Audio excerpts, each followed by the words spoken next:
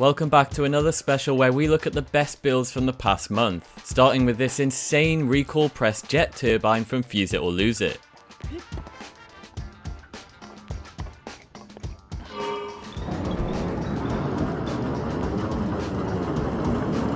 The build uses stake nudging along with a new technique to smash multiple shrine propellers together. As a result, this build alone has enough thrust to carry 600 links in the air.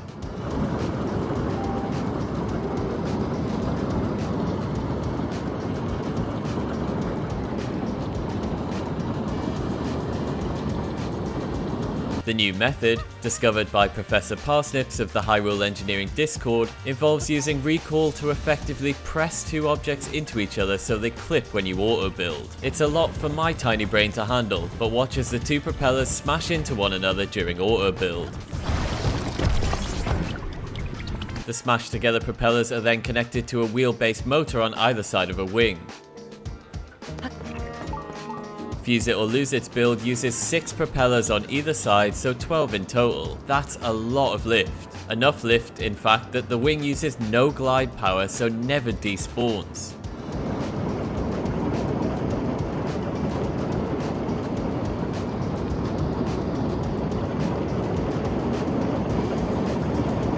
It's only the large Zonai wheels that will despawn after 30 minutes. This community is insane. Hey guys, welcome back to Top Gaming Plays. Today we're looking back at the best builds from August. Scalhorn has found a way to create a true helicopter.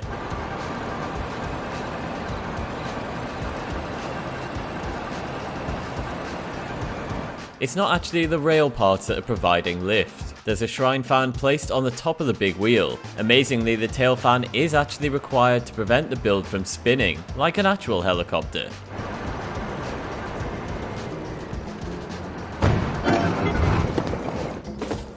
Vexorian is absolutely sick of the game constantly teasing him with Keese.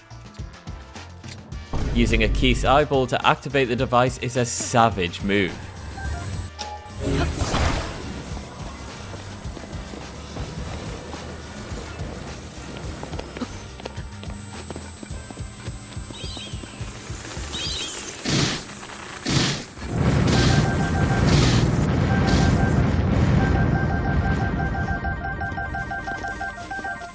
Back in 1903, on a much earlier version of Zelda, a couple of Hyrule engineers invented a little something called powered flight. The early biplane design would go on to inspire a bunch of crazy builds and breakthroughs. Now, in 2023, Jeremy is paying homage to the Wright brothers' early work with his 1903 Wright Flyer.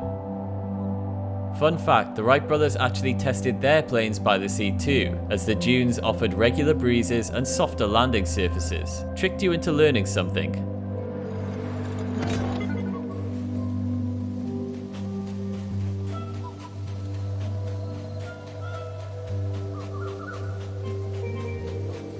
You know what's cooler than a hoverbike? A hoverbike with a rotating laser barrier.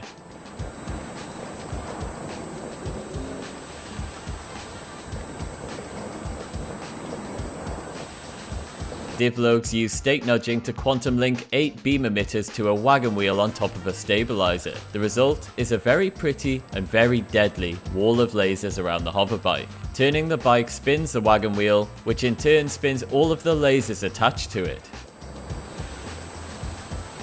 But the real question, what's it like against enemies?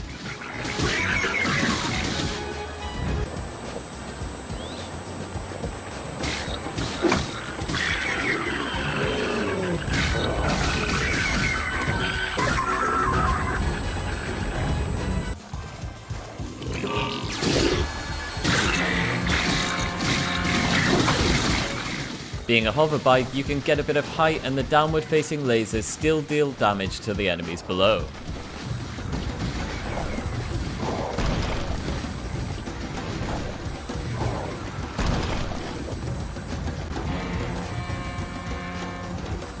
So the Flintstones is an S-tier cartoon which most of you here are probably way too young to remember. Skating hippies built the Flintstones car in TOTK. Technically it should be powered by feet, not small wheels, but we'll let them off.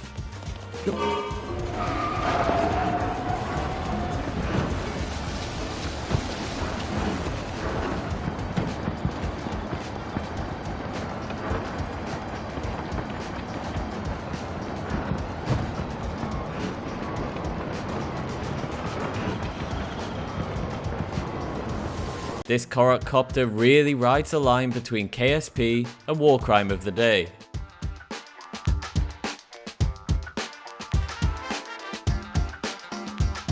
Drinking birds, or dippy birds, are toy heat engines that mimic the motion of a bird drinking water from a cup. Nico has taken the concept of a heat engine and rebuilt the dippy bird in TOTK.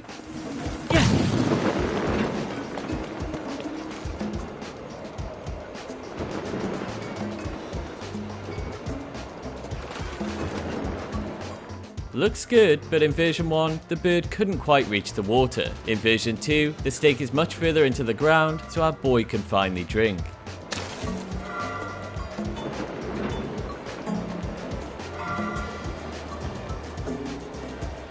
Chuck a pine cone on the fire to increase the heat and, well...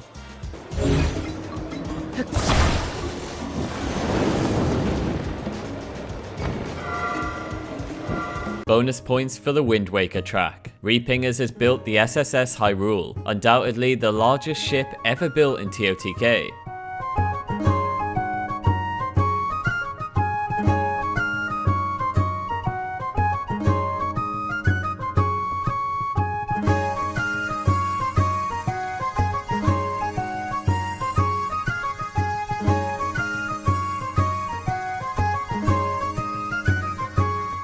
So full disclosure here, Repingers is using an emulated and modded version of TOTK. While the build limit is still 21 pieces, the glue limit has been removed. As a result, he's able to stack 21-piece builds on top of each other.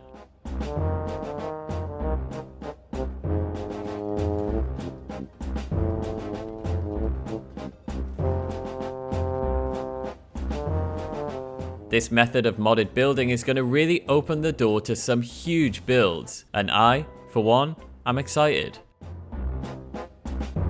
Supreme Tortilla is slowly becoming our resident DJ with his musical stake contraptions. Today, he's got 3 classic Zelda songs for us. Firstly, Sun's Song.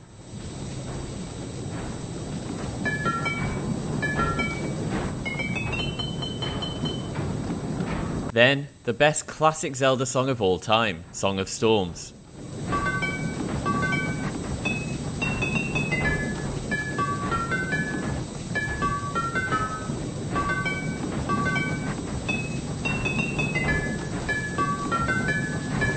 And lastly, Song of Healing.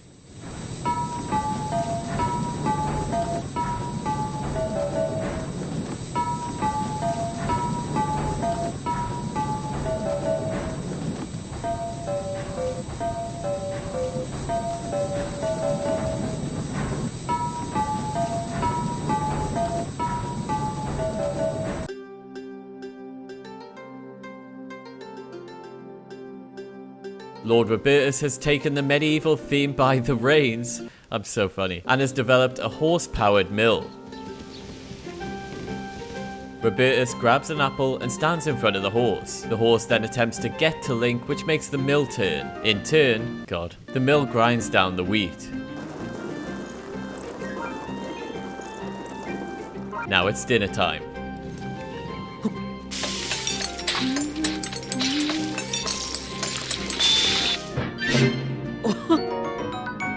Max builds a fully functioning trebuchet and his first thought is Korok.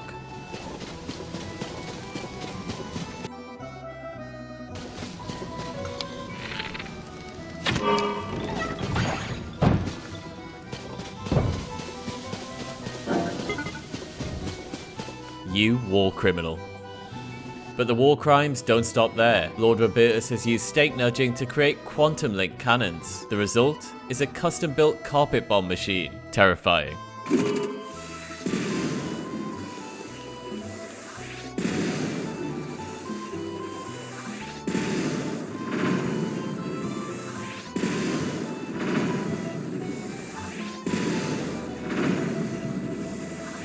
Used near a civilian population, this device would violate Article 51 of the Geneva Suggestions.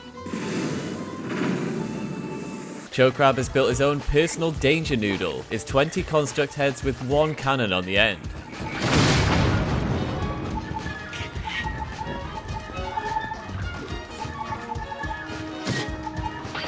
That went about as well as you'd expect.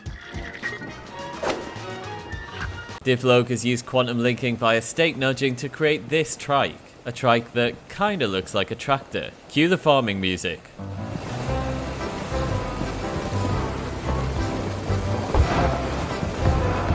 Notice the front wheel? It's spinning free from its axis thanks to Q-linking.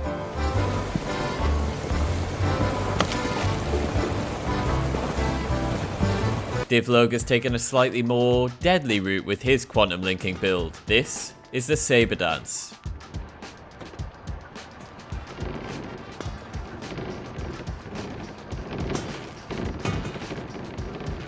Gimbaled, free-floating, spinning blades. Virtual pinball. If you're old enough to remember this image on screen, you're a legend. Zelda Cal took the virtual minigame and brought it to life in TOTK.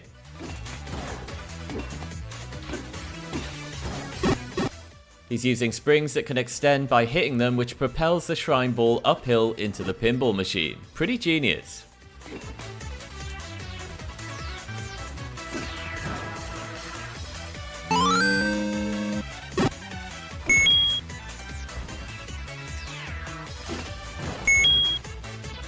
So a few months back, Spoo Diggity dropped a clip titled Stompy V2 The Need for Speed. Well, that Stompy is back, and now he has 72% less physics thanks to quantum linking. As the caption says, Q-linking gives Stompy extra durability and sturdier footing due to the distance between the legs. It also means he can now climb hills, although it does look pretty painful for dear Stompy. Thinking of a day at the beach? No problem, Stompy V3 can now swim, just another awesome example of how Q-linking unlocks builds.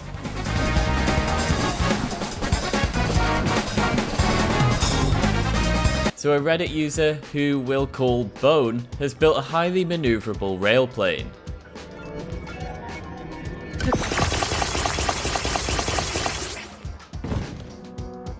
A small wagon wheel connects the two wings and is linked to a stabilizer, effectively creating a gimbal. That means, as an aircraft, it can do this.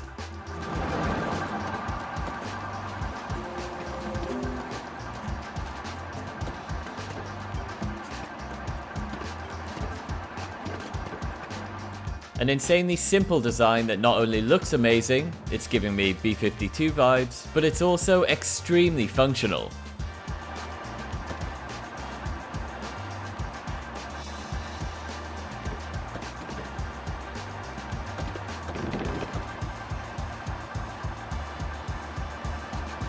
Divlog has a slightly different take on a railplane. The build features a hover bike in the center surrounded by a mysterious spinning object.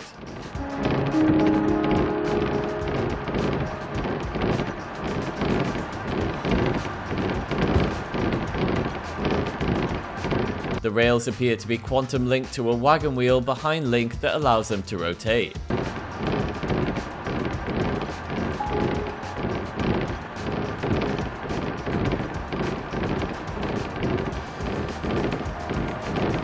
And of course, the star fragment makes everything look cooler at night.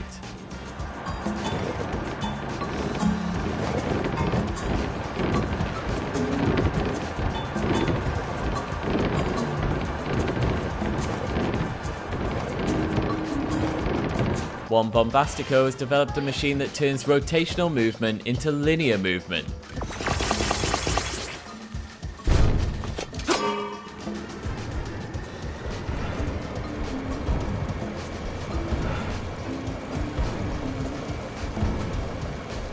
I should call it.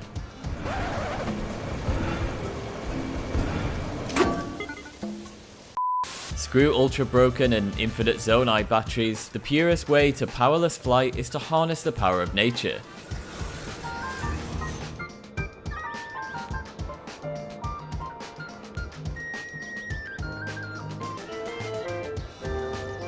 Has Dylan just cracked the key to powerless flight? Maybe. As long as you don't want to go anywhere except this small circle.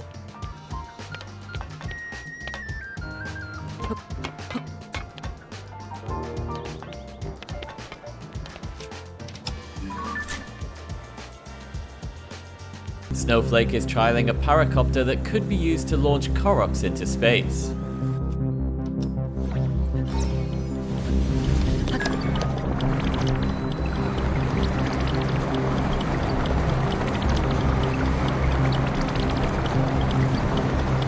That's the height limit.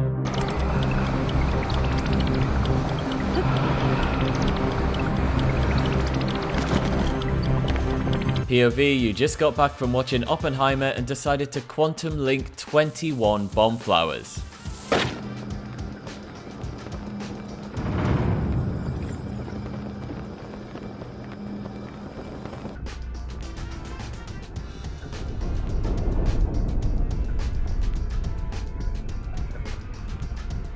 Yeah, but can your airborne combat machine withstand a Talus strike? Windy's can.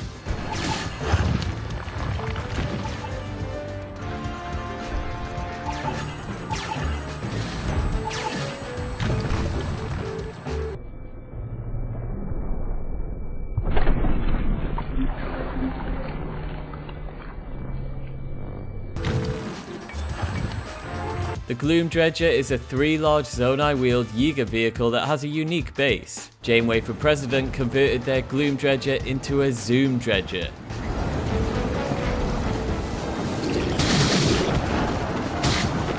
It now features additional wheels, flame emitters to the rear, and of course a spoiler, which is required to go fast.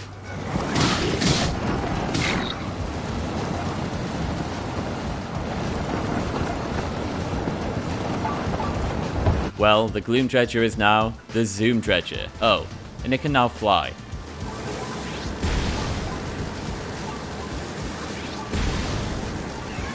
The shock emitter doubles up as an anti-air device.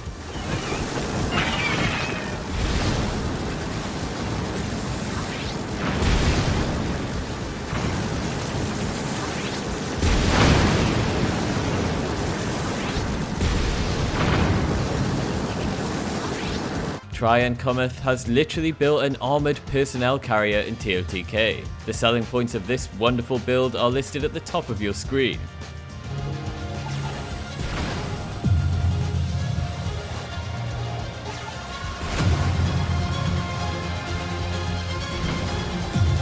And speaking of that enormous hull, they're using this part found in the depths near the Yiga clan hideout. As you can see from its shape, it's perfect for vehicle builds.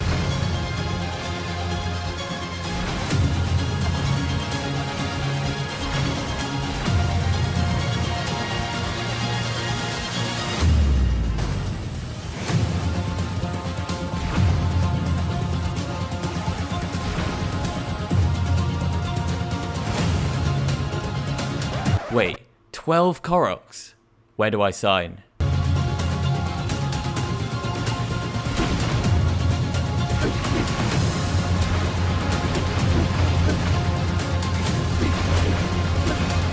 So, if like me, you'd never heard of a tensegrity device before today, it's a cool looking thing where the top platform is held in place by the tension from the strings. In this case, we're using hooks to create the tension.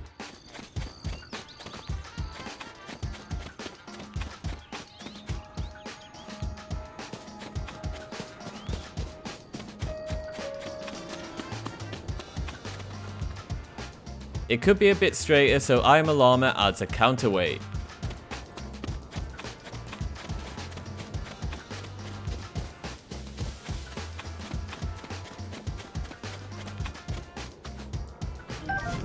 Divlogs use stake nudging to quantum link a ring of rail pieces to a hover bike. It's attached, invisibly, to a gyro on the side of the bike, giving Divlog control of the rotation.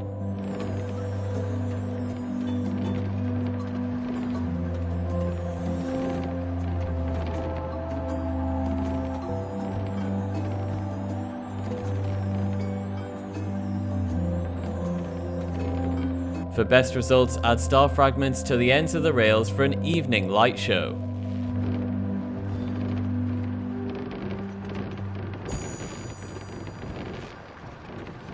In a sea of complex Zonai glitch builds, I love the simplicity of this design by Adrian. He's built a wooden vehicle with fully functional steering that doesn't use any Zonai wheels, and this thing handles surprisingly well.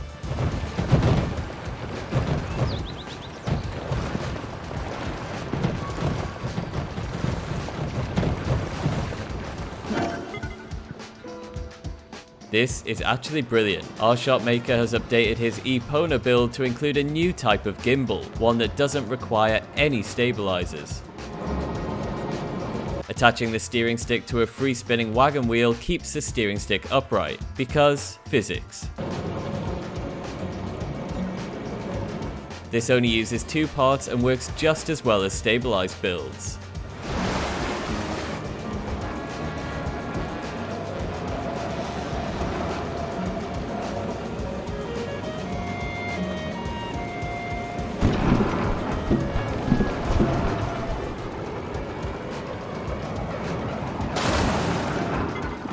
Look, Dylan heard you missed Wolf Link.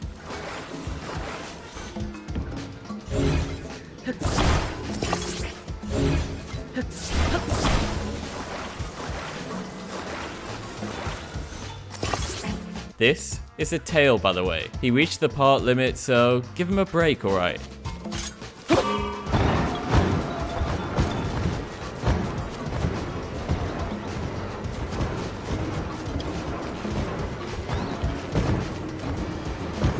Not quite as useful as the amiibo wolf in Breath of the Wild, but this is the closest thing we've got.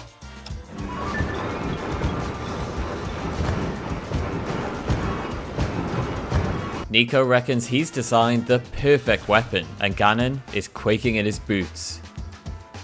First, he loads the rockets into the chamber.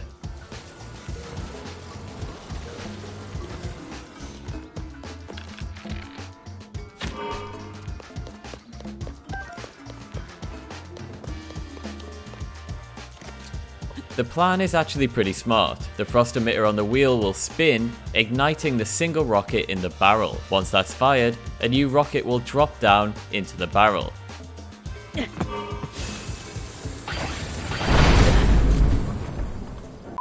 So Brian has discovered that a single propeller can lift 9,045 units of mass. That's approximately 14 times the force of a single fan.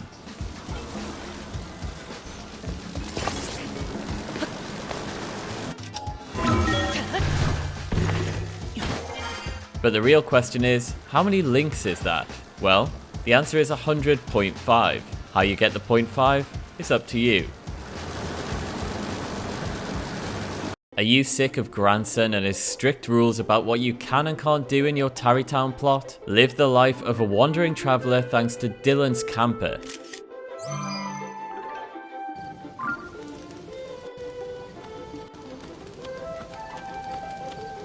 This thing has everything. It's got a bed, it's got a kitchen stove, it's got a shelf for travel souvenirs.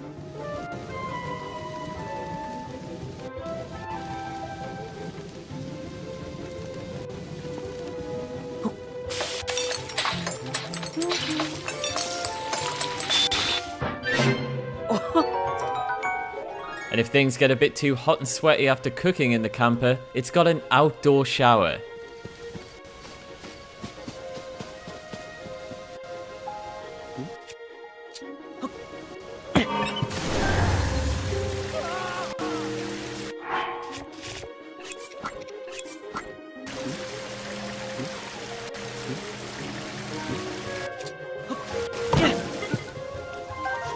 And when you're bored of your current location or want to get to your next adventure, just attach it to your horse and you're off on your way.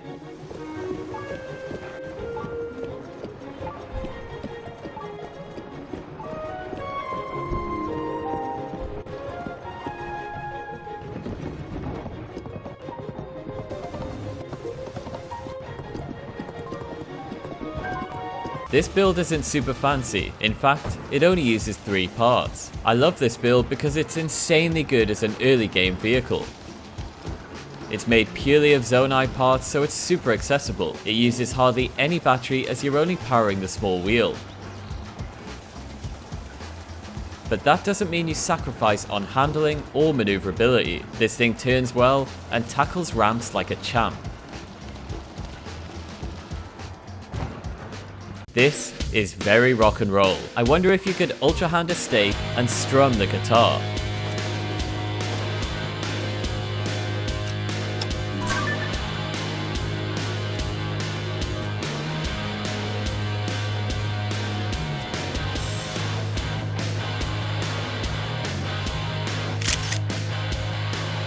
Enemies attack an activated homing cart, making this the perfect trap.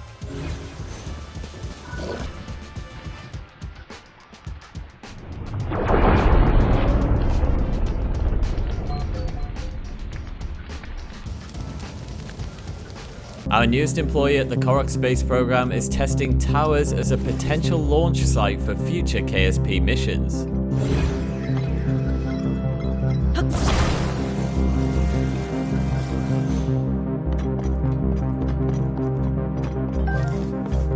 I'm not sure what could go wrong here. Rocket goes up, vertical hole in tower, this is a slam dunk.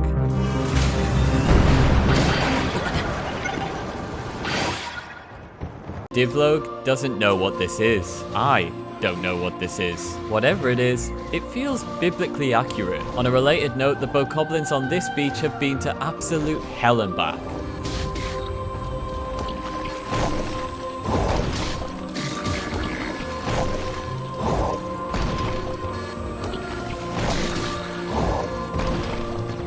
Wait, it's giving me Independence Day UFO vibes.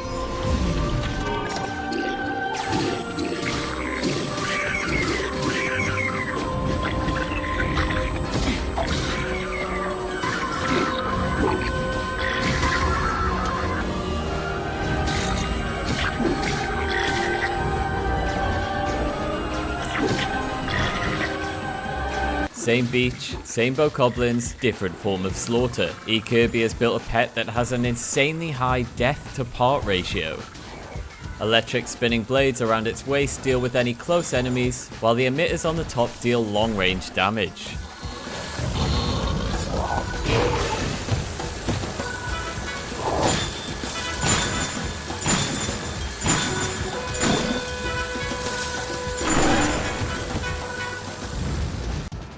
Where we're going, we don't need traction. Kata-san's spiky boy is the definition of chaos. 8 stakes are attached to 2 large wheels to achieve this effect. It has virtually no steering, very little traction, and does very little in terms of damage to enemies. I'm giving it 10 out of 10. King of Seagulls heard there was a Korok seed in the area. His method for finding it is interesting.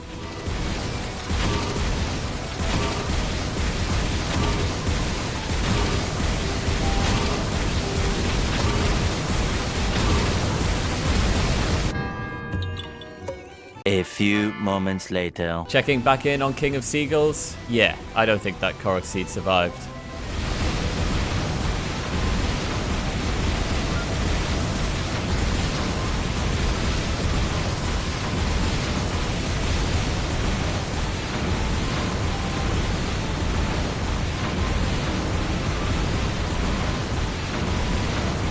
Alright, taking a moment out of the video today to highlight a junior engineer by the name of Matthias, who is just 6 years old. His dad sent us the clip of his amphibious build that uses wooden beams attached to large Zonai wheels. Smart.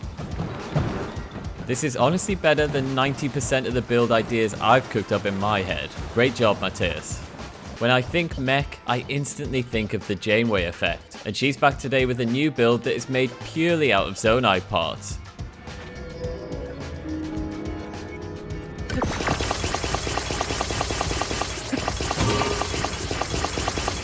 No shrine stealing required. Instead of shrine bowls, the walker uses Ultra Babuin's big wheel design. The design is pretty reliable and has barely any drifting issues.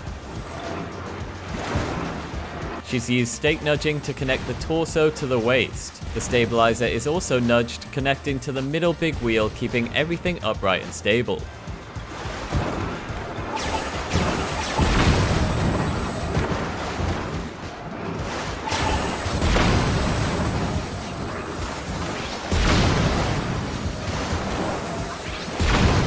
Our guy here was testing a new rail flyer without a stabilizer and got this, an undulating rail flyer. Looks like he's riding a mythical beast into battle. I like this comment on Reddit that said, "It flies so violently."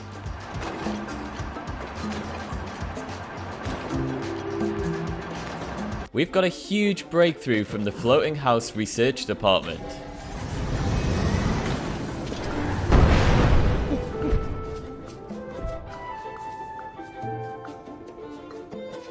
No way grandson approves this though, right?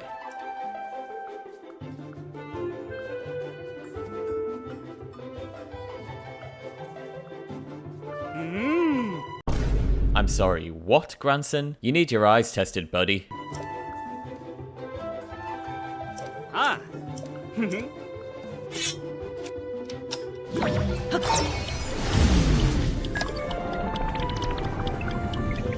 Time for a quick tour of the Sky Island.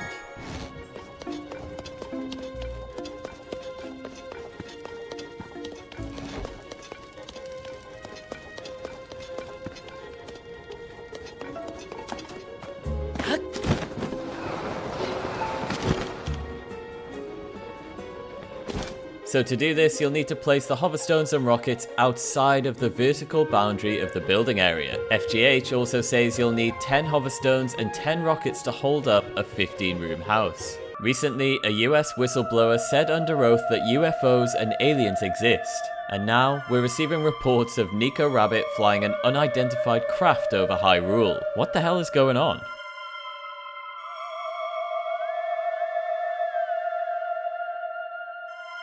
A couple of angled sleds to form a sloped roof, and this would have been one of the most convincing UFO-shaped vehicles to date.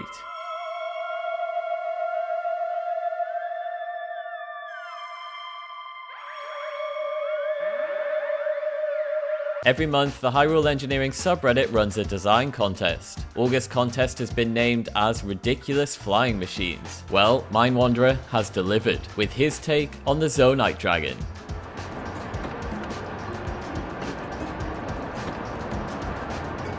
The flexibility in the body is down to the cooking pots being used as joints. But this clip is missing one thing. That's better.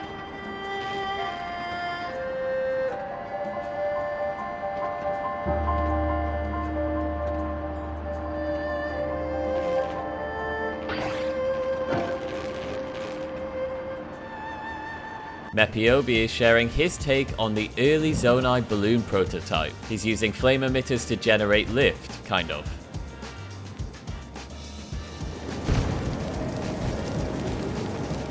They may have had a bit more success if they ditched tubby little Yonobo from the front.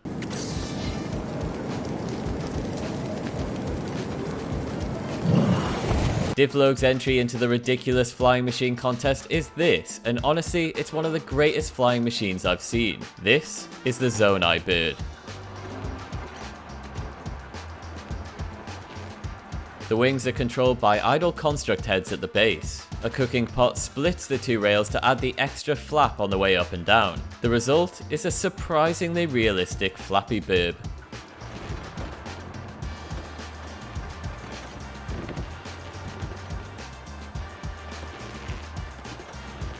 With a battery on the back instead of Link, you can admire this majestic beast flying from the ground.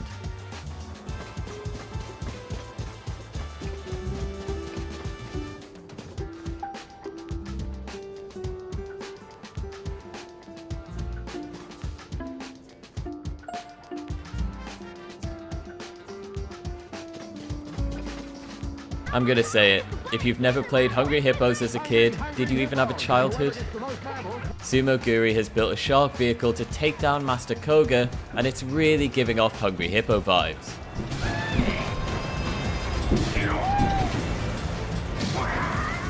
The irony of using Yiga spikes for the jaw is top tier. The Protagon has developed a machine they're calling the Dragonfly. It's a dual-axis gimbal hovercraft that was built for high mobility and acrobatic flight. As you can see, the speed in which this thing can make sharp turns is crazy.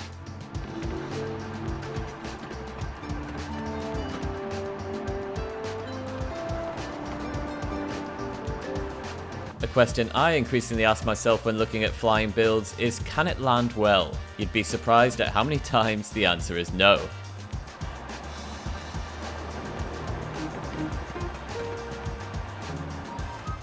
The Protagon has developed a landing pattern for the Dragonfly that involves a quick bank descent.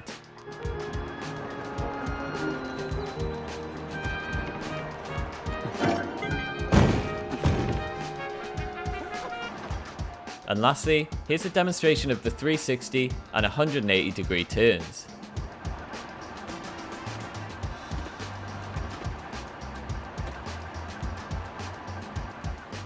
A truly insane flying machine. Proof of concept for transporting Don-Dons around Hyrule.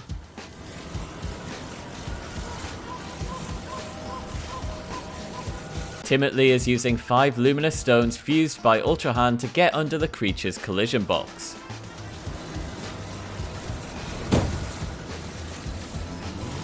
The best war crimes are the ones that display alarming levels of intelligence and killing efficiency. Alistair calls this the blocks of shocks. These holes are conveniently large enough to fit a bokoblin inside. This thing only uses one Zonai part, a shock emitter, and look how much damage it can inflict.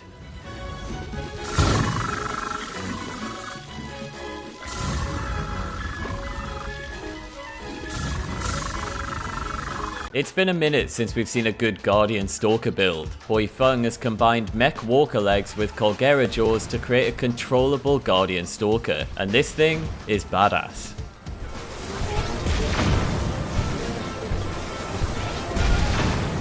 But that's not the only Guardian build in today's episode. And this is Funt's take on a flying Guardian from Breath of the Wild.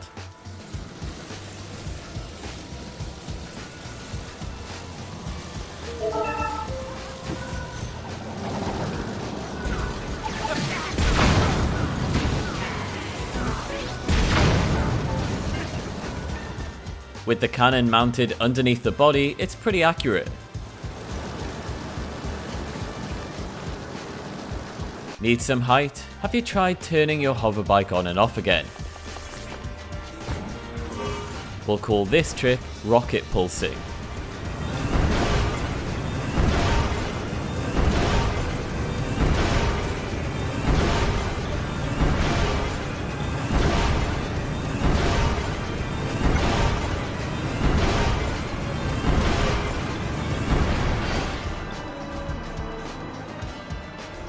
Any Super Smash fans here will know the Master Hand, a right-handed entity that I'm pretty sure is like a god in the Smash universe. Divlog has created the Master Hand in TOTK, which is ironically controlled with Ultra Hand.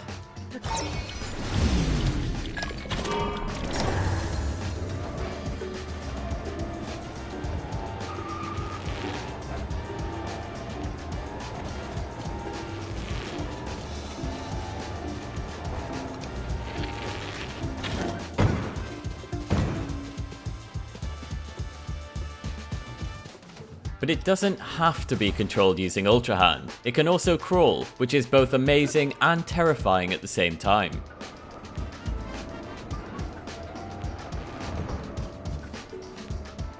It actually looks a lot like me trying to get out of bed in the morning.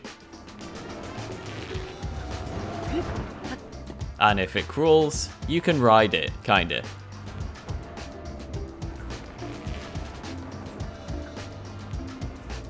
There's over-engineering a solution, then there's building a nice dual-sided bridge to solve a simple Korok puzzle.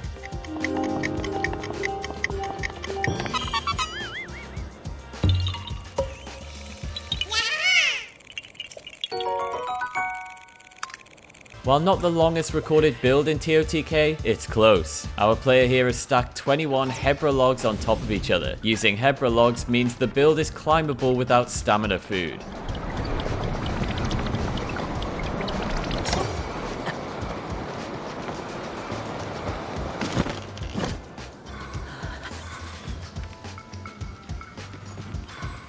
Sand seals are unique creatures that specialize in moving through the shifting sands of the Gerudo Desert with ease. And Some Pets on YouTube has used a sand seal plush to create his own sand seal craft, and it's seriously good. I'm sorry.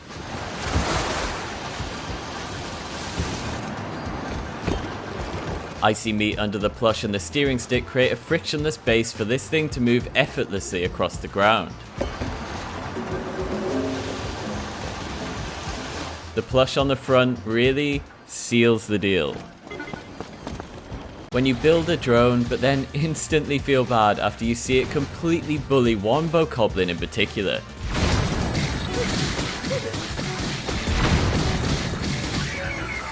As a reminder, stake nudging is the process of creating invisible connections between objects using stakes in the auto build process. Divlog is using stake nudging in this build, which he is calling the snake beam.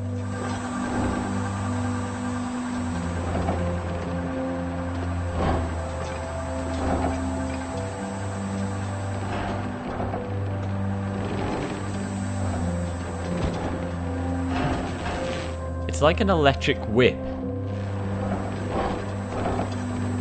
This is the Janeway Effect's latest mech, and boy is it a good one.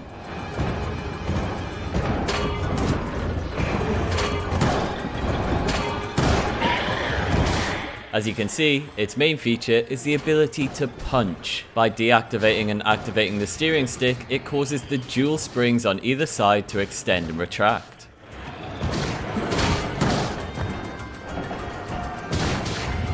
The Janeway Effect says this is probably her least practical mech so far, but nothing is more satisfying than landing the final uppercut on a Hinox.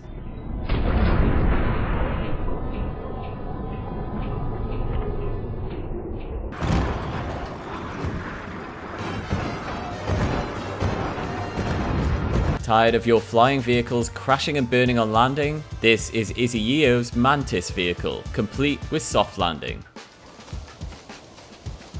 The build shares a lot of similarities to PokeTrader's White Worm build that you may remember from a previous episode.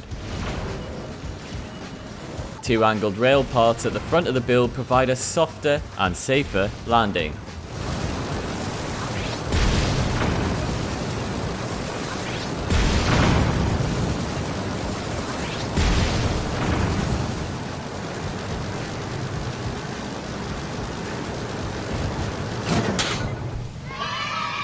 These bokoblins kept throwing rocks at the Janeway Effect while she was in her boat, so she gave her boat legs.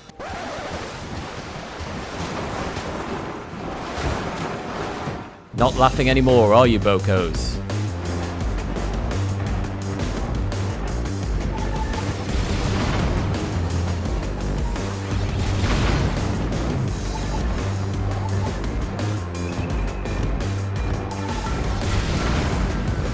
Isayeo has built a drone to assist in the Colosseum, with a secret feature.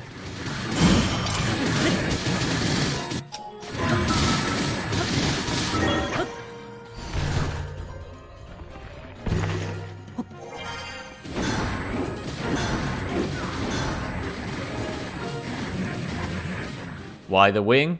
Well, it's cheap protection against the Lionel's arrow attacks.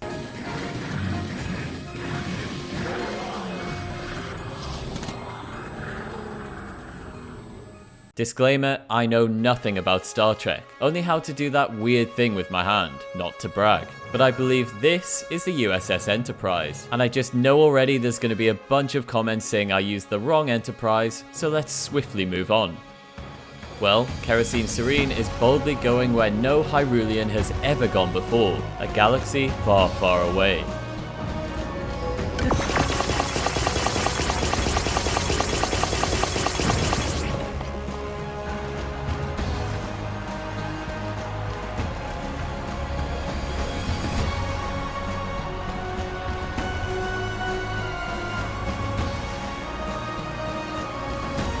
Just look at that Jedi go.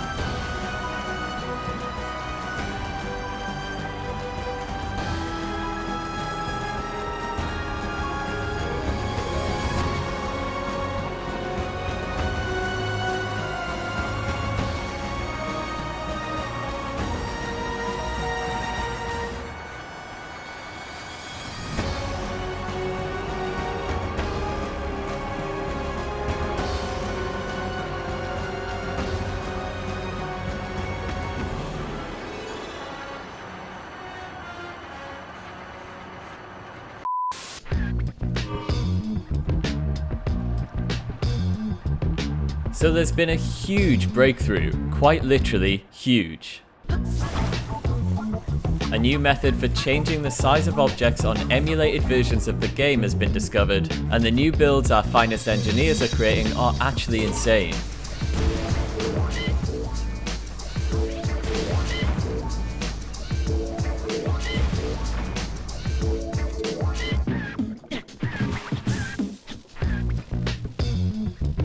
Do you find yourself missing Rivali's Gale? Well, you're in luck. This build isn't in today's episode because it's insane. Actually, it's quite the opposite. Roboman Redstone has built a device that will launch Link 150 meters into the air, and it only costs 6 Zonite.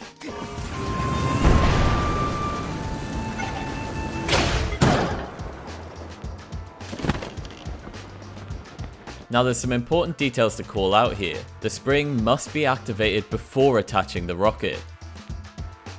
The first strike is going to activate the rocket and recoil the spring.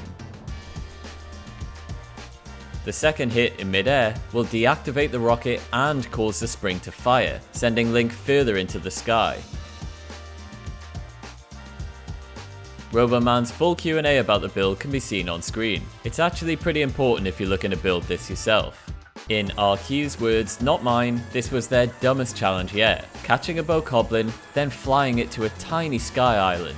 I won't go into the full detail of why this is so difficult, but in short, they despawn unless frozen. Freezing them makes them heavy and requires a frost emitter on board. Even then, it's not easy.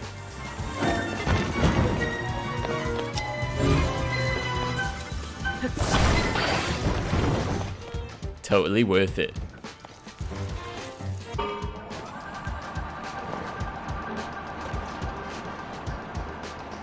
Oh, Most fishing trawlers are either large, slow, or both. Well, Megamato's Baby Shark is neither. Absolutely not. We are not doing this. The Baby Shark is just 2 fans, a steering stick, 2 sleds, and a shock emitter. Genius. Spirit Tracks! Super smart use of the frost emitter for the spoke.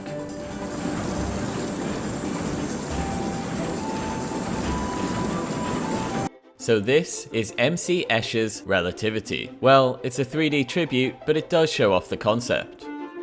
Prong has recreated Relativity in Tarrytown, and who better to represent the people on the staircase than our very own Mayor Hudson.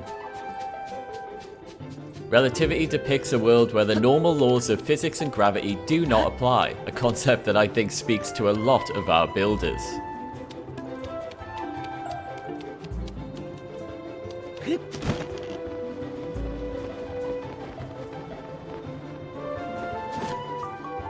Hyrule's most confused Lionel.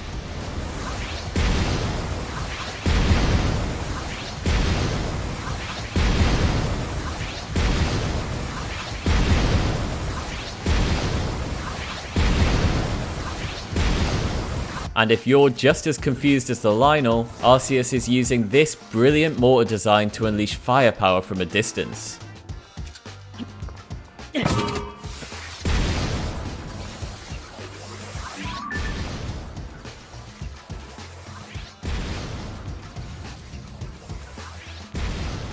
We've had Beetle-powered vehicles, we've had Lizalfos-powered vehicles, but one energy source remains untapped, until now.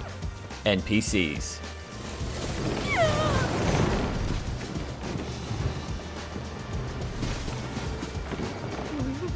Aria makes game's entry into the August ridiculous flying machine competition is this perfectly balanced 3-stage jet. It is not cheap to build. Thanks to the dual batteries, this thing costs 250 Zonite. Yikes. This is obviously stage 1, but what about stage 2? When the first battery runs out, this happens.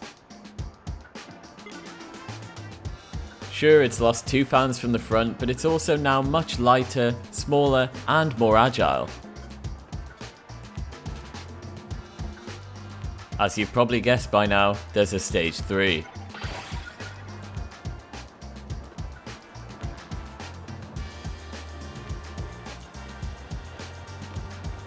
In Arya's words, not mine, this is like an expensive onion posing as a jet. A very fun build that looks really cool, but in terms of practicality, you'd be better off building 25 hover bikes for your Zonite. Lemon Cake has built what they are calling Crabbot.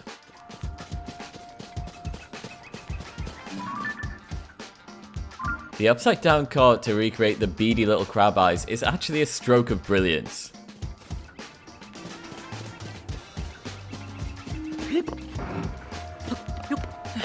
The sideways placement of the wheels means it even walks like a crab. A great touch. Completely impractical, but a great touch.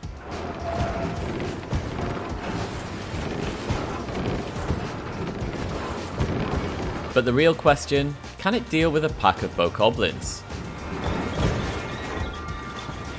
Well, like any crab, it deals its damage via its claws.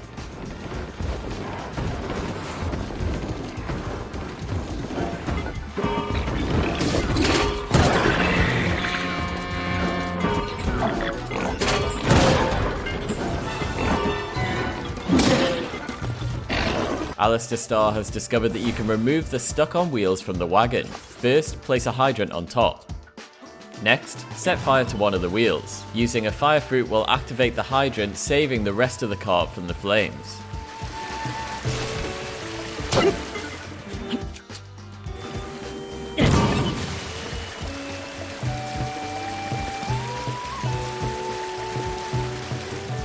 You now have a new chassis to stick wheels on. Alistair calls this the Volkswagen. Good pun.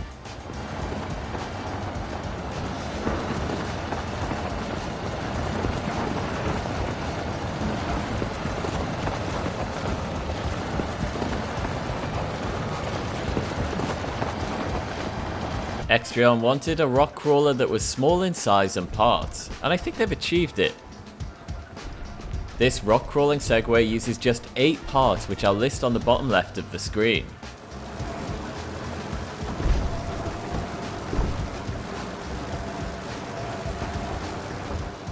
Once you've reached the top of whatever you were climbing, you might want to get back down, in which case the build descends at a nice slow pace.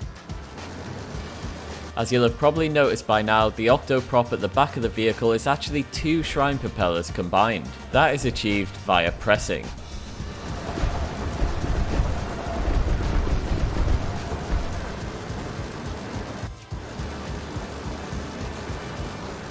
In the words of Ringslinger on Reddit, Hyrule is finally healing. The whales have returned.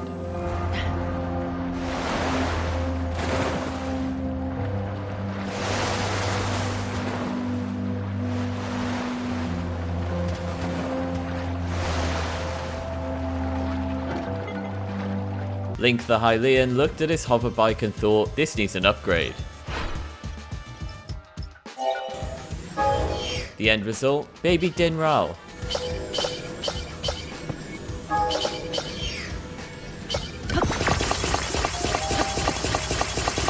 But it's not our opinion that matters. Let's see what the big guy thinks.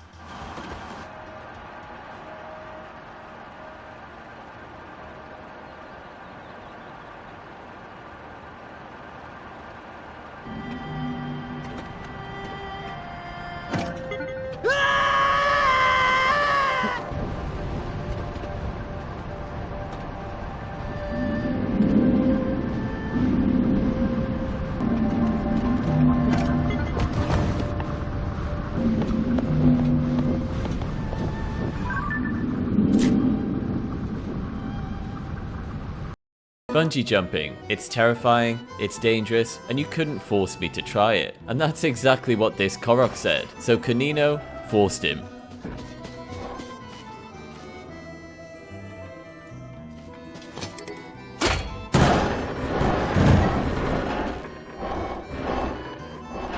Of all the Korok torture devices, this one might just be the most diabolical I've seen.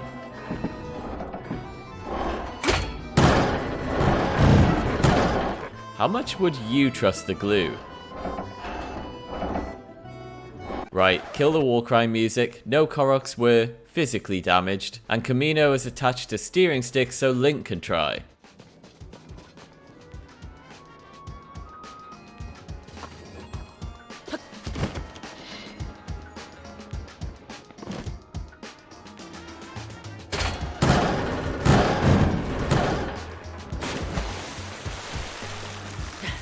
Silver Bokoblin boss kill any percent speedrun.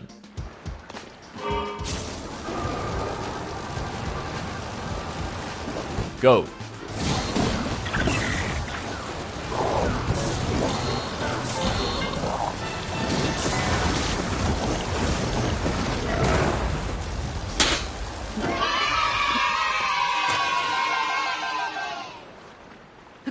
So the talented folks over on the Hyrule Engineering Discord have discovered a new technique we're dubbing save editing. To do this, you need to emulate the game on PC in order to edit the save game files. Through save editing, our engineers, like Colombian Chris here, can manipulate the size of parts, introducing the world's smallest hoverbyte.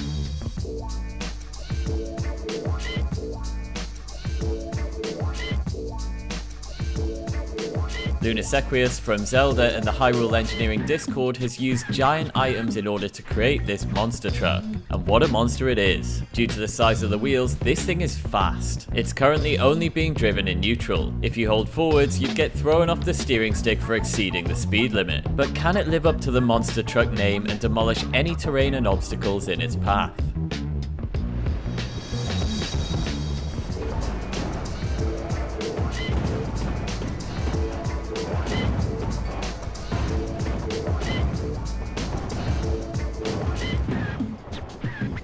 That's a resounding yes. This is brilliant. Adrian has made artillery that you can aim.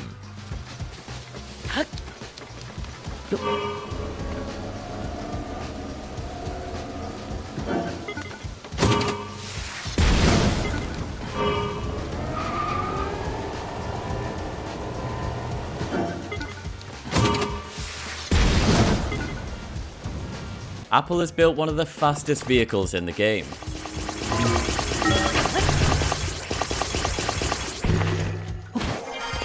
They're using Quantum Link small wheels attached to large wheels.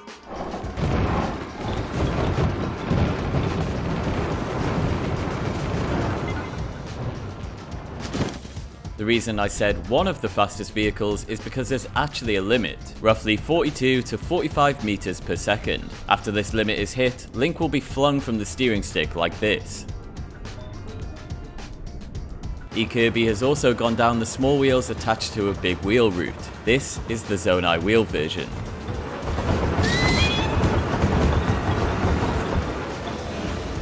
The outer wheels are actually quantum linked together to give more power to the central wheel. The small wheels offer little in terms of traction, but they are fast.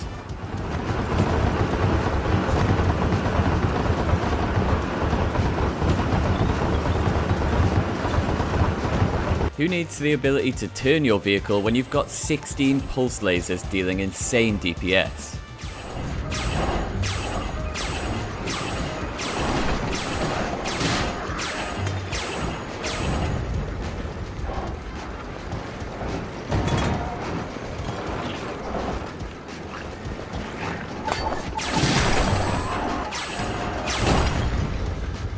Who's that Pokemon? It's Onyx.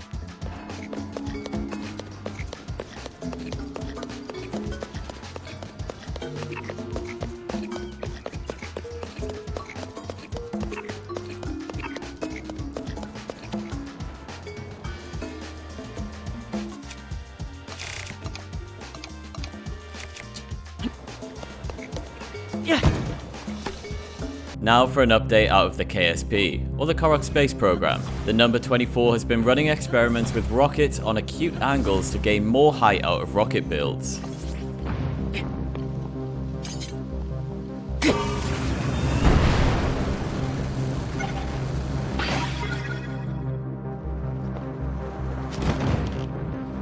Now watch what happens when the number 24 angles opposing rockets. That's about 40 meters higher, which is very interesting.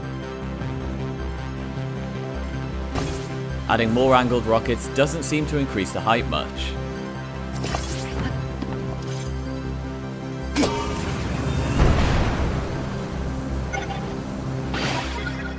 Divlog has got in on the experiment and has made a further discovery. The more acute the angle of the rockets are, the higher the device will go.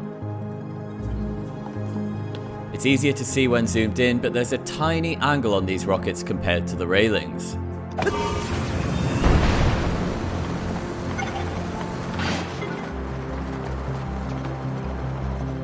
The process for attaching rockets at an acute angle is tricky and requires some specific shrine stolen cube. I'll link to Divlog's tutorial in the description. Here's the same experiment with 45-degree angled rockets, the same angle the number 24 used. Not as high, very interesting.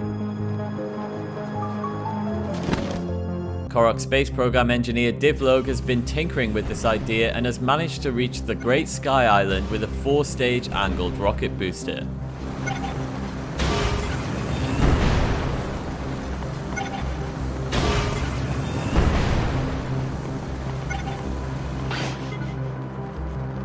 With the rockets now gone, it's down to the lightweight rail parts to continue the upwards momentum. He touched it, it counts. Sticking with the theme of space travel, this conveyor-based rocket engine is useful for gaining a lot of height.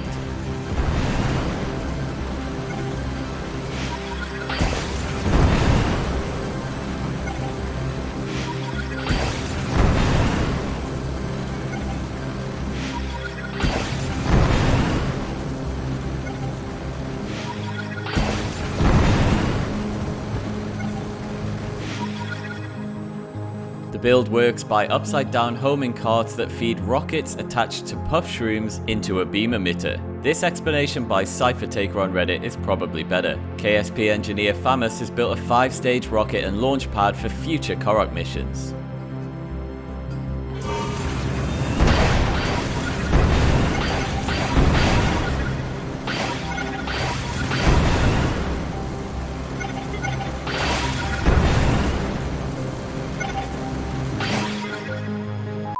This is a HVAC tank, designed to keep Link protected from all climates, including extreme heat. The water hydrant protects Link from extreme heat.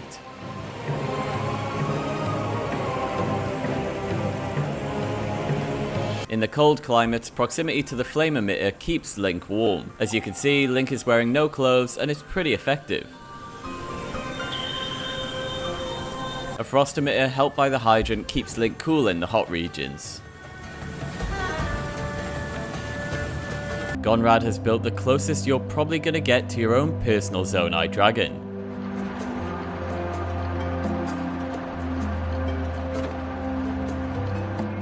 The main feedback on this build was to add more dragon parts.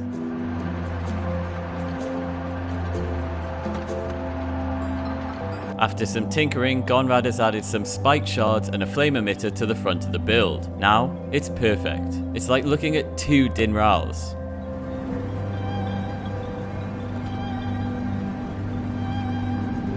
Introducing the South Hyrule Slide. The crazy part is this costs just 63 Zonite to build. These large panels only cost 3 Zonite each. If you want to get these slabs, they are found in the Kimiyat Shrine.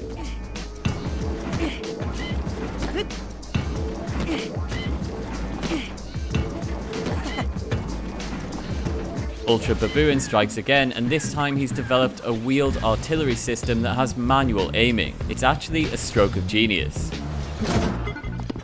The second steering stick lets you adjust the angle of the cannon. This now changes the trajectory of the projectile. A lower, acutely angled chamber will go shorter, and a higher, obtusely angled chamber will go higher and longer.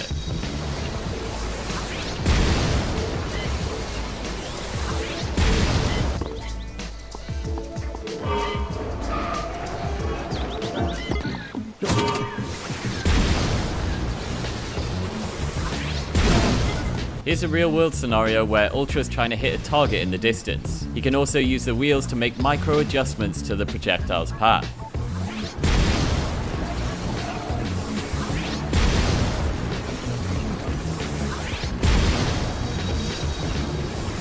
The only issue with that design is you could only shoot in one direction. This is version 2.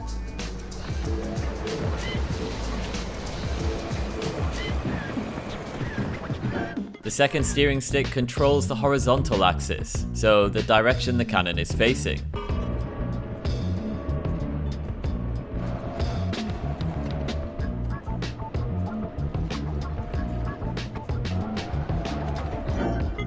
Once you've got the direction, you'll probably want to set the angle of your cannon on the vertical axis.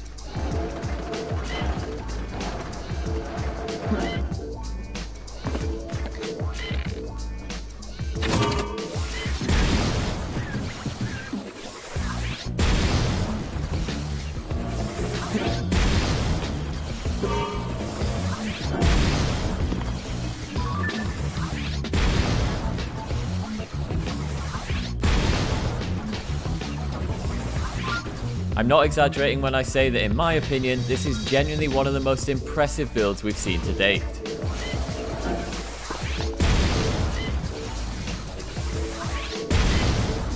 It gives you pretty much full range on the vertical axis, meaning you can pull off impressive angles like this.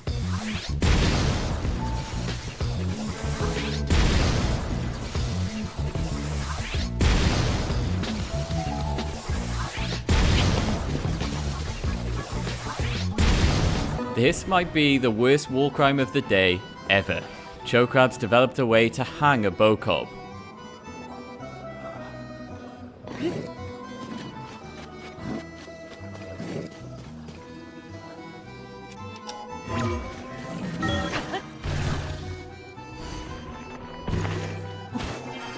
Don't worry, he's still alive, just suffering.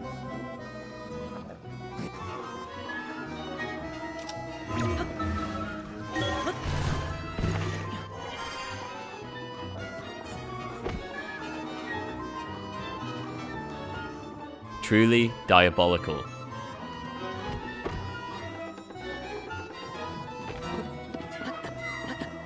Friendly White Witch is a fan of all things witchcraft, so naturally they've modified the hoverbike to be a lot more witch-like. The steering stick is placed on the middle of the pitchfork with 45-degree angled fans on opposing ends. Friendly White Witch says you can also add Hylian rice to the back to give the illusion of a broomstick if you want to make it extra witchy.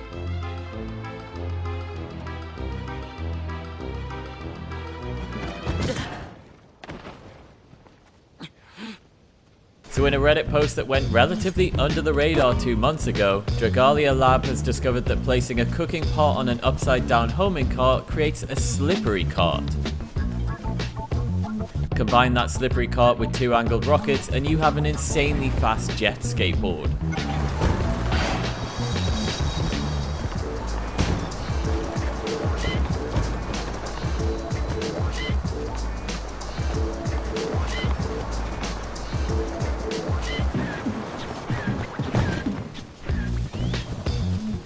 As a reminder, an Orion drive uses a series of explosions behind a craft to create forward thrust. It's been a while since we've seen a good Orion drive build on the channel, but Hoopla Man is here to deliver.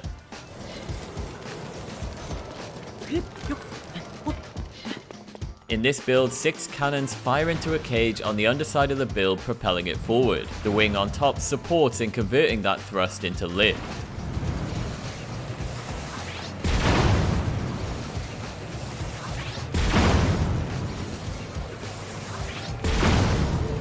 Just making sure this little Korok gets back to his friends safely.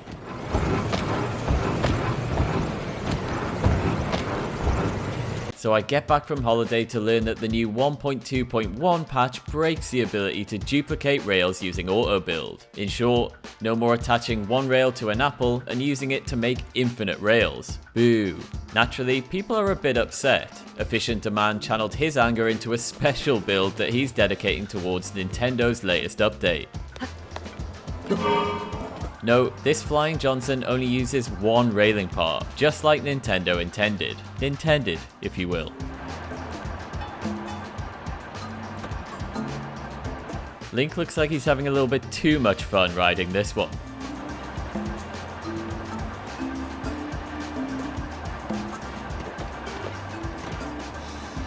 Presenting the Choo Choo Changer, a machine with 3 modes to convert your choo choo jelly. Just Be Kruk enables the beam emitter. He then takes some unflavored jelly and drops it onto the conveyor belt.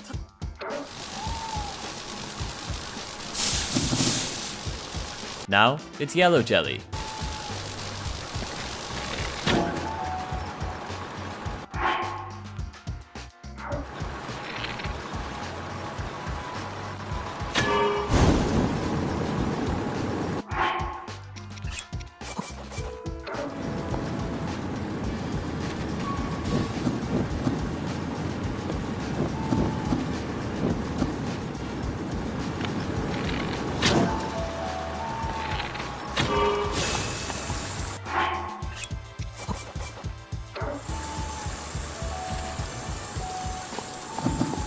There's also a collection chamber at the end to collect your new flavored jellies. This is Farty Ghost's latest invention, a bokoblin catcher.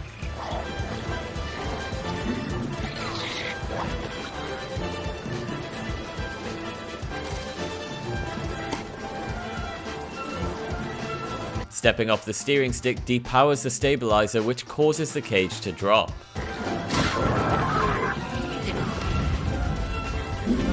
After Cho grab's hanging clip the other day, how could things get any worse? Well, waterboarding. That's how.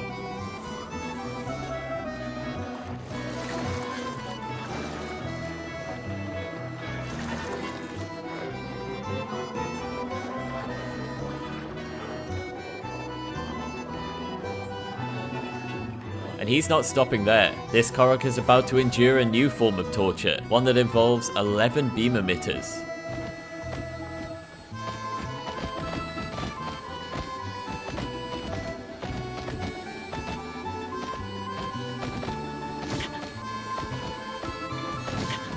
What a wonderfully despicable person. Can't wait to see what they do next.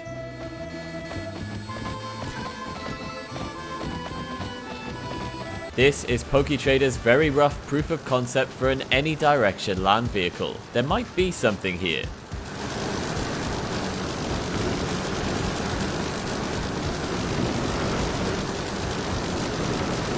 You know when you go to the supermarket and you accidentally pick a trolley that doesn't quite steer properly?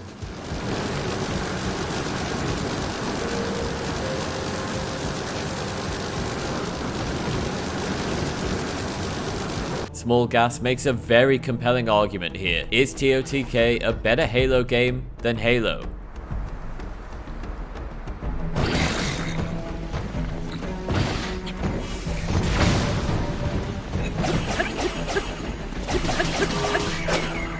It wouldn't be a Halo game without a Warthog mission.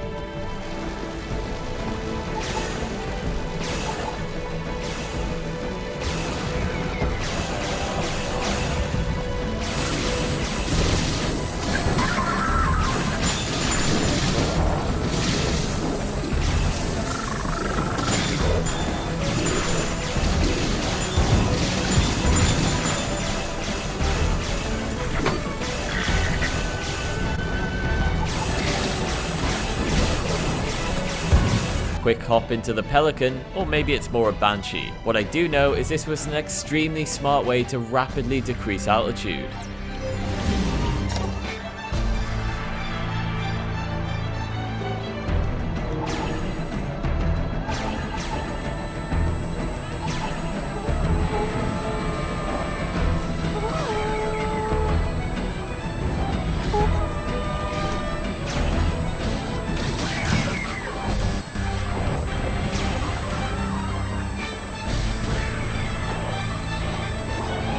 A Gatling gun is a rapid-fire gun that has multiple barrels that rotate when fired. Miguel has created a Gatling cannon. Similar concept, just as deadly.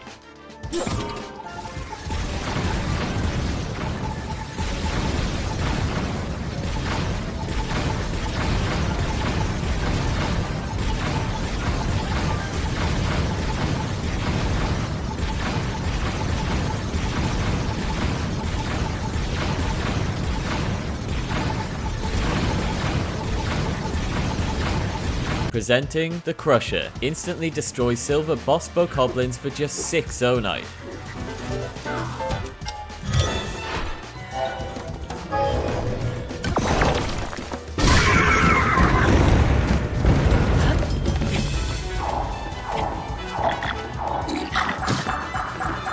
RoboMan Redstone wanted us to include the Q&A that covers how to use the crusher and, more importantly, how to build it. It's a lot of information, so pause if you're interested. Somebody stop this man.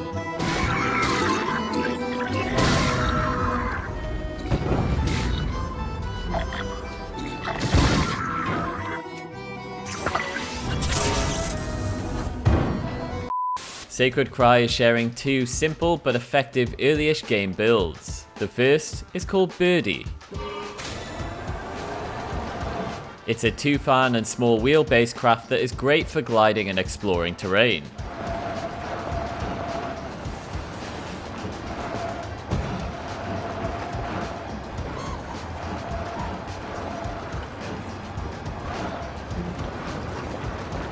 The second is called Mini Plane. This is a little more expensive as it's 4 fans attached to a small wheel. There's an argument that there isn't much need for the small wheel, but it maintains the airplane aesthetic.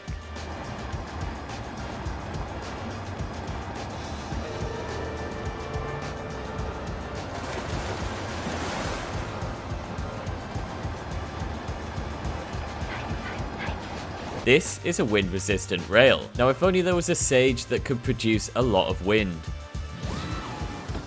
Icy meat on the bottom rail makes it frictionless, so this thing absolutely flies, all without battery.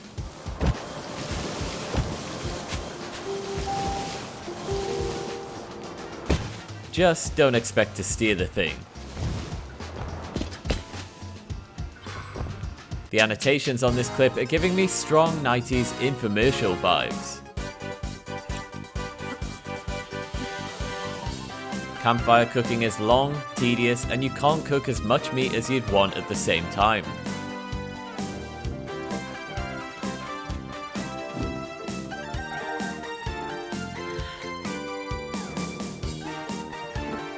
Introducing the Cage Oven by JML.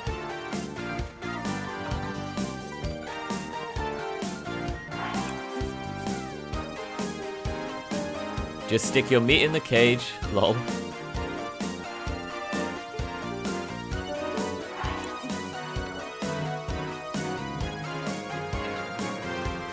Activate the device, and voila. Yours for just $69.99. Cooking machines are so hot right now. This thing can hold up to 20 meat.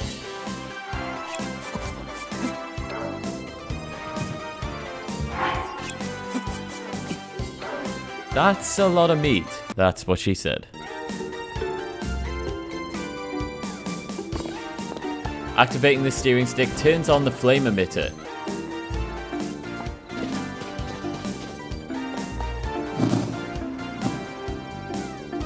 Divlog's discovered a new technique for high-speed takeoff.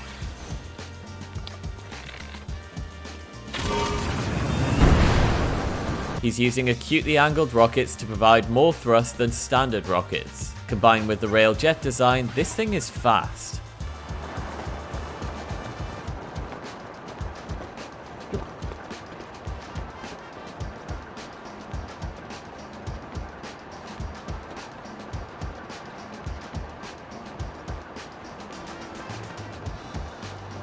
This is Death by Roomba.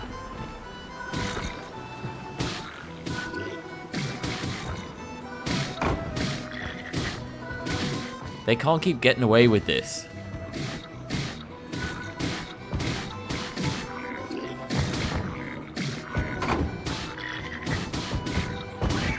This is Sacred Cry's Dragon Cycle X, probably one of the best looking bike designs we've seen. The bike has 7 steering sticks, although they're mostly used for aesthetic purposes. This one does work as a stabilizer though.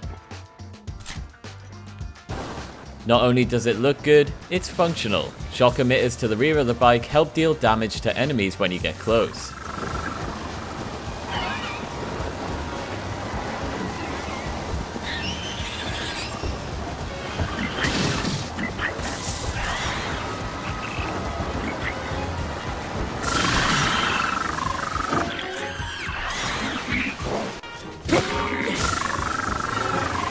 But more importantly, it drifts.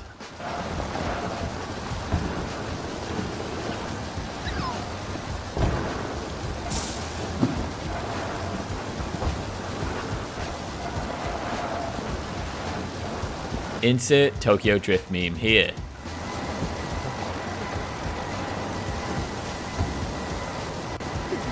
I will not attempt to pronounce this player's name, but the build is genius. It's a rocket plane with a rocket loading wheel. To try and explain, there is a beam emitter here at the back of the plane. Rockets are then connected to a construct head and wheel. That construct head stops the rockets from going off when the vehicle is powered. The rockets are connected to the wheel via puff shroom. When the beam emitter hits the puff shroom, it detaches the rocket, causing it to fire into the chamber. Only once the rocket has expired does the next rocket fall, and the process repeats until all are spent.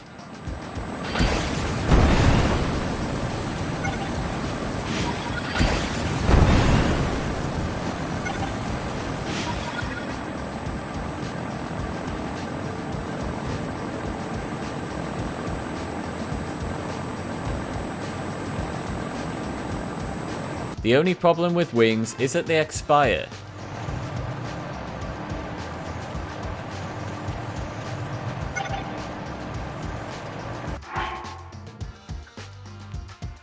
But don't worry, Poopy has thought ahead.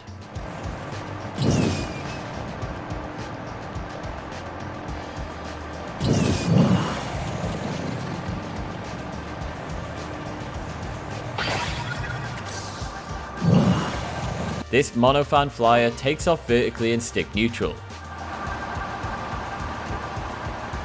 It's only 3 parts in total with a steering stick, fan and a single rail. A lot of daily driver potential here, although it's worth pointing out that the standard hover bike is about 25 to 50% faster.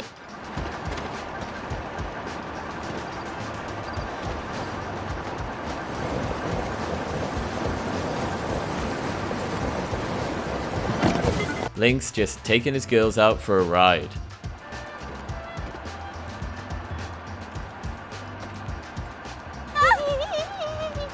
I know women, they are impressed.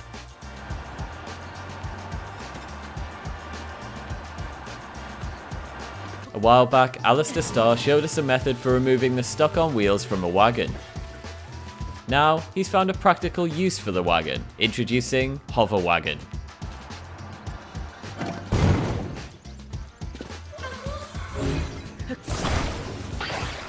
Alistair wanted me to share that he was actually shocked at how light the wagon is.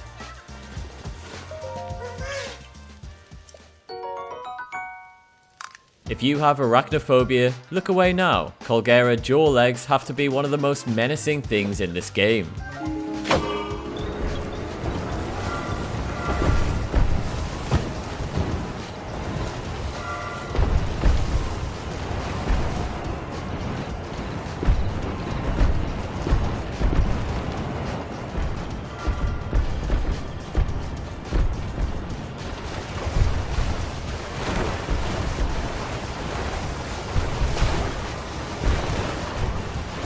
Wait, if I'm not mistaken, that is 6 legs, not 8. So it's not technically a spider, and therefore not scary.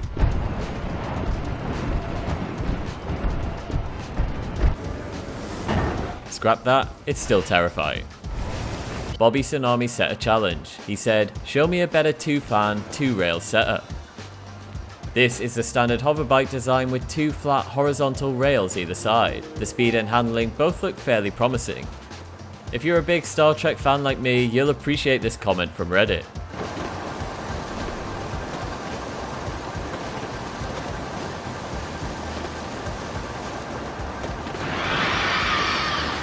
Nyes stepped up to the challenge and shared this. It's slightly slower than Bobby's build, but the handling is nothing short of impressive. The main benefit of this build is just how tight you can turn.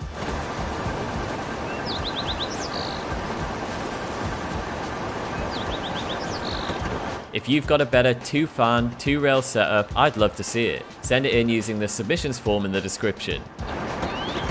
Have you ever wondered what Link looks like while he's selecting a material to attach? Wonder no more. OP has built a device that shows you.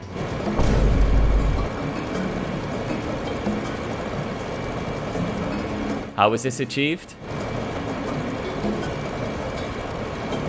Genius. So important caveat, this build is using a process on an emulated version of the game called save editing. That allows you to modify the size of Zonai parts. Lord Robertus is attempting to create a giant USS Enterprise. It's still very much a work in progress, but watching him on Discord attempt to engineer his way out of the problems he's facing is brilliant. With the glue reduced, the ball squished down a bit, and the first of the warp nacelles added, things are really starting to take shape. The only problem, the rear of the build is currently too heavy, so it travels backwards. We'll be keeping an eye on this promising young Jedi. D-Guardian has built an aesthetically pleasing paddle boat. Here it is in reverse to show you the paddles actually working against the fans.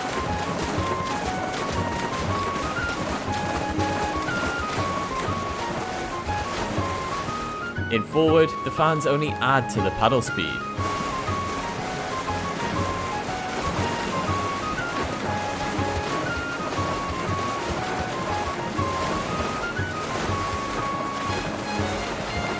Thanks so much for watching, guys. Don't forget to hit subscribe if you're new, and we'll see you tomorrow for another video.